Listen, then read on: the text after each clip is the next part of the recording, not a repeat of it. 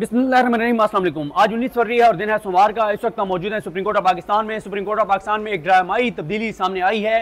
वो दरखास्त गुजार ब्रिगेडियर रिटायर्ड जिन्होंने यहाँ पर सुप्रीम कोर्ट ऑफ पाकिस्तान में एक दरखास्त दायर की थी और कहा था कि जो 8 फरवरी के इंतखाबात हैं उनको कलअदम करार दे दिया जाए। आज उस दरखास्त की समाअत होना थी, समाअत हुई। जब वो केस कॉल किया गया तो सुप्रीम कोर्ट में बताया गया, जजेस को बताया गया कि जनाब उस दरखास्त गुजार ने दरखास्त वापस ले ली है।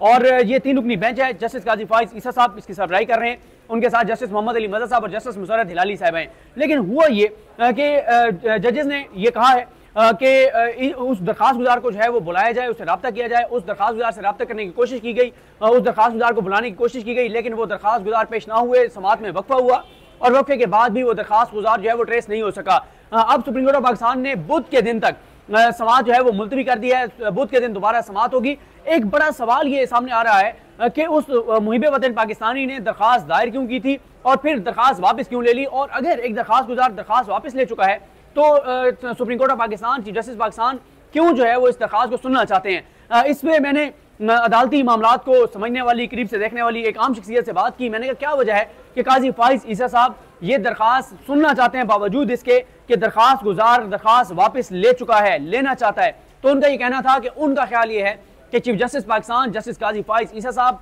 8 फरवरी के बदतरीन इलेक्शंस, पाकिस्तान की तारीख के जो बदतरीन इलेक्शंस हैं उस पर ठप्पा लगाना चाहते हैं, उस पर मोहर लगाना चाहते हैं और बताना चाहते हैं कि ये इंतखाबात साफ शफाफ थे और पाकिस्तान की तारीख के सबसे शफाफ इलेक्शन थे। क्योंकि इन 8 फरवरी के इंतखाबात का बराह रास्त ताल्लुक chief justice Pakistan justice Qazi Faez ईसा साहब और सुप्रीम कोर्ट ऑफ पाकिस्तान से है। क्योंकि यही वो बेंच है जिनके सामने लेवल प्लेइंग फील्ड का मामला था और लेवल प्लेइंग फील्ड ना मिलने के ऊपर और जिस तरह के फिर फैसले आए सुप्रीम कोर्ट से तो पीटीआई ने लेवल प्लेइंग फील्ड की दरखास्त वापस ले ली थी। यही वो बेंच था जो आज केस सुन रहा था, जिसने बल्ले का निशान वापस लिया। और जब उन्होंने बल्ले का निशान वापस लिया तो उसके बाद हॉर्स ट्रेडिंग का और बदतरीन धांधली का और ये सारा कुछ जो कुछ पाकिस्तान में हुआ है उसका रास्ता खुला। क्योंकि पीटीआई के जो लोग जो पीटीआई के नामजद करदा थे, पीटीआई के उम्मीदवार थे, पीटीआई के हमायत याफ्ता थे, पीटीआई की वजह से इमरान खान को उनको वोट पड़ा, अब उनकी वफादारियां तब्दील कराई जा रही हैं, उनको उठाया जा रहा है, मरियम नवाज की झोली में डाला जा रहा है। अगर वो बल्ले के निशान पर लड़ते तो मरियम नवाज वज़ीर आला पंजाब नहीं बन सकती थी। मरियम नवाज अगर वज़ीर आला पंजाब बन रही हैं तो वो सुप्रीम कोर्ट के उस फैसले की वजह से बन रही हैं जिसमें जस्टिस काजी फाइज ईसा साहब, जस्टिस मोहम्मद अली मज़ा साहब और जस्टिस मुसर्रत हिलाली साहिबा ने बल्ले का निशान वापस लिया था।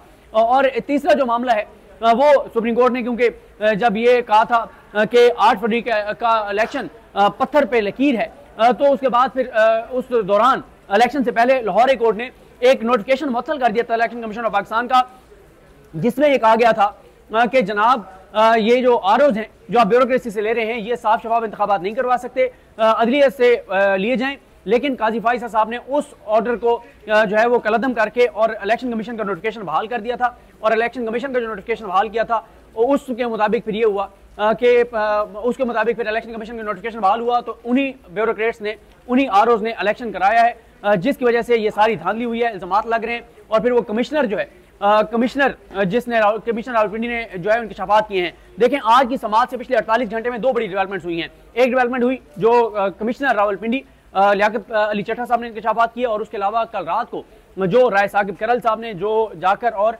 रंगे हाथों पकड़ा जो लक्ष्मी में जो है वो बैलेट पेपर जो है वो छापे जा रहे थे। तो ये इस वक्त जो है वो सूरत हाल है। अब देखते हैं सुप्रीम कोर्ट बुध वाले दिन क्या करती है। लेकिन ये एक बड़ा सवाल है कि सुप्रीम कोर्ट अगर इसके ऊपर ठप्पा लगा देती है और कह देती है कि ये साफ शफाफ इलेक्शन थे तो फिर ये पाकिस्तान की नीचे तमाम अदालतों को एक मैसेज चला जाएगा कि कोई अदालत किसी तरह के रिमार्क्स इन इलेक्शन पर मत दे, किसी तरह के कोई फैसले धांधली के खिलाफ मत दे, कोई अदालत जो है वो कोई ऐसा फैसला ना दे जिससे तहरीक इंसाफ के जिन लोगों के पास फॉर्म 45 है उनको उससे फायदा हो। देखें बड़ा हैरान कुन है, बड़ा तशवीशनाक है और पाकिस्तान के लोगों के लिए एक कोई अच्छी चीज़ नहीं है और पाकिस्तान के लिए, रियासत पाकिस्तान के लिए ठीक नहीं है कि पाकिस्तान के 90% लोग पाकिस्तान की अदालतों पर अब एतमाद नहीं करते। और ये बड़ा तशवीशनाक है कि इस इलेक्शन में 8 फरवरी के इलेक्शन में 200 के करीब सूबाई और कौमी असम्बली की नशिस्तें हैं जिसमें जो जीतने वाले हैं उनके पास फॉर्म 45 मौजूद हैं। लेकिन इलेक्शन कमीशन ने और उनके आरओज ने फॉर्म 47 जो है वो जाली तैयार करके जारी किए हैं और उस पर नून लीग के लोगों को जितवा दिया गया है। लेकिन 8 फरवरी से लेकर आज 19 फरवरी तक 11 रोज में पाकिस्तान की किसी एक भी अदालत के किसी एक भी जज ने यह नहीं कहा कि जनाब फॉर्म 45 के मुताबिक काउंट करके और फॉर्म 47 जारी किया जाए। ये बहुत हैरान कुन है, ये बहुत तशवीशनाक है, ये बड़ी परेशान कुन सूरत हाल है कि पाकिस्तान की किसी एक भी अदालत के किसी एक भी जज ने ये जुर्रत नहीं की। हालांकि उनके हलफ तो यही कहता है कि आप आइन कानून के मुताबिक अपने हलफ के मुताबिक फैसले करें, लेकिन सूरत हाल जो है वो आपके सामने है। अब ये दरखास्त एक ऐसे वक्त में सुप्रीम कोर्ट के पास आई है जब पूरी दुनिया का मीडिया चीख चीख कर बता रहा है कि पाकिस्तान में 8 फरवरी को क्या हुआ। दुनिया के कई ममालिक, ताकतवर ममालिक कह रहे हैं कि पाकिस्तान के लीगल फ्रेमवर्क के अंदर रहते हुए तहकीकात होनी चाहिए धांधली के हवाले से, और पाकिस्तान के जो लीगल फ्रेमवर्क है उसमें सबसे बड़ी अदालत सुप्रीम कोर्ट ऑफ पाकिस्तान है। चीफ जस्टिस पाकिस्तान उस अदालत के, उस इदारे के सरबराह हैं। तो सबसे पहले वो मामला सबसे आखिरी फोरम पर आ गया है जो कि सुप्रीम कोर्ट ऑफ पाकिस्तान है। अगर सुप्रीम कोर्ट ठप्पा लगा देती है 8 फरवरी के इलेक्शन पर कि ये साफ शफाफ इंतखाबात थे, तो फिर उसके बाद तो चैप्टर जो है वो क्लोज हो जाता है, और उसके बाद तो फिर कोई नीचे की अदालत कोई ऐसी चीज नहीं करेगी जिससे जो इसमें धांधली हुई है उसके खिलाफ वो कोई ऑर्डर्स दें, ये नहीं हो सकेगा। पहले ही वो नहीं दे रहे, जब सुप्रीम कोर्ट ठप्पा लगा देगी 8 फरवरी के इंतखाबात पर, तो उसके बाद फिर मरियम नवाज साहबा जब वज़ीर आला पंजाब बना दी जाएंगी तो वो भी बार बार कहेंगी कि काजी फाइज ईसा साहब ने इन इंतखाबात को साफ शफाफ करार दिया हुआ है। तो वो फिर कैसे कहेंगी, फिर क्या कौन और कैसे कहेगा कि जनाब ये इंतखाबात साफ और शफाफ नहीं थे। बिल्कुल आपको याद होगा इसी तरह से जैसे पेशावर हाई कोर्ट का एक फैसला था कि पीटीआई के लोगों को एक के बाद दूसरे, दूसरे के बाद तीसरे, तीसरे के बाद चौथे, चौथे के बाद पांचवें केस में गिरफ्तार किया जा रहा था। तो पेशावर हाई कोर्ट ने एक ऑर्डर दिया था कि एक के बाद दूसरे केस में गिरफ्तारी ना की जाए, लेकिन सुप्रीम कोर्ट के जस्टिस सरदार तारिक मसूद साहब ने उस ऑर्डर को कलअदम करके सख्त रिमार्क्स दिए थे हाई कोर्ट के जजेस के खिलाफ कि ये कौन होते हैं हाई कोर्ट के जजेस ये कहने वाले, और वही सरदार तारिक मसूद साहब जिन्होंने आइन की किताब फेंकते हुए कहा था कि पता नहीं ये बुनियादी इंसानी हकूक हमें कहां ले जाएंगे। तो जब सुप्रीम कोर्ट कोई ऑब्जर्वेशन दे देती है, रिमार्क्स दे देती है, तो वो नीचे के जजेस पे बहुत जो है वो असरअंदाज होते हैं। तो जब सुप्रीम कोर्ट 8 फरवरी के इंतखाबात पर ठप्पा लगा देगी, मोहर लगा देगी कि ये साफ शफाफ इंतखाबात थे, तो फिर किसी अदालत के किसी जज की जरूरत नहीं होगी कि वो जज इसके खिलाफ जाए। वो पहले ही नहीं जा रहे, पहले ही बेचारा को हिम्मत नहीं कर रहा जज पूरे पाकिस्तान की किसी अदालत का, तो यहाँ तो फिर बहुत दूर की बात है। आज इलेक्शन कमीशन ऑफ पाकिस्तान में कोई 80 के करीब 80 से 90 हल्कों के केसेस की समाअत है, और बाकी जो बड़ी और अहम सूरत हाल तो ये देखनी होगी कि जो लक्ष्मी वाले में बैलेट पेपर्स हैं उनके ऊपर क्या होता है। राय साकिब खरल साहब के वाले से भी मैं चेक करूंगा, बहुत एक वो सामने नहीं है, वो कहाँ पे हैं, क्या सूरत हाल है, अल्लाह ताला उनको महफूज रखे। दबंग शख्सियत के मालिक हैं, ज़बरदस्त आदमी हैं, अच्छे जर्नलिस्ट हैं। और एक चीज़ और आप देखें कि पूरी दुनिया का मीडिया, इंटरनेशनल मीडिया जो है वो पीटीआई के लोगों को तो ले रहा है, वो अलीमा खान साहबा को ले रहा है, इवन के अवैस जखड़ जो नियाज जखड़ साहब के बेटे हैं लहिया बैठे हैं, वो रशियन चैनल्स के ऊपर बैठकर इमरान खान का मुकदमा लड़ रहे हैं लहिया में बैठ के।